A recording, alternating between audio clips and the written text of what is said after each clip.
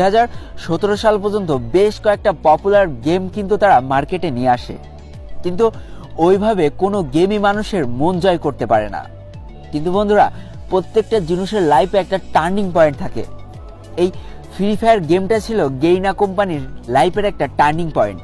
এবার চলো জেনে নিই এই ফ্রি ফায়ার গেমটা কিভাবে আবিষ্কার হলো।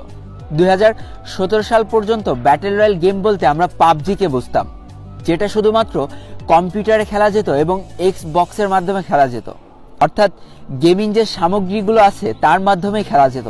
এবং বন্ধুরা, গেমারদের মধ্যে একটা চরম উন্মাদনা সৃষ্টি হয়ে গেল এই পাবজি গেমটাকে ঘিরে, যেটা শুধুমাত্র কম্পিউটার এবং এক্স বক্সের মাধ্যমে খেলা যেত। তো দেখো বন্ধুরা, আমরা আমাদের জীবনটা প্রতিনিয়ত আপগ্রেড করে থাকি। একটা সময় আমরা গেমিং বলতে খালি বুঝতাম কম্পিউটার এবং বিভিন্ন ভিডিও গেম সামগ্রী, কিন্তু যুগের সাথে তাল মিলিয়ে এই গেমারদের জীবনে আরো একটা নতুন সূচনা শুরু হলো, সেটা হচ্ছে মোবাইল গেমিং। আস্তে আস্তে মোবাইল গেমিং এর জনপ্রিয়তা পেতে শুরু করে।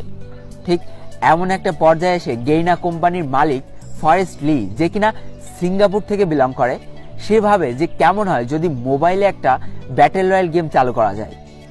যেই কথা সেই কাজ। 2017 সাল থেকে শুরু হয় আমাদের এই ভালোবাসার গেমটা তৈরি করার কাজ।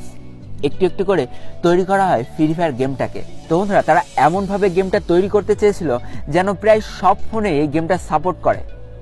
তাই তো ভালো ফোন, খারাপ ফোন, সব ফোনে যাতে এই গেমটা খেলা যায় সেই চিন্তাকে মাথায় রেখে এই গেমটা তৈরি করার কাজ শুরু করে ফেলে।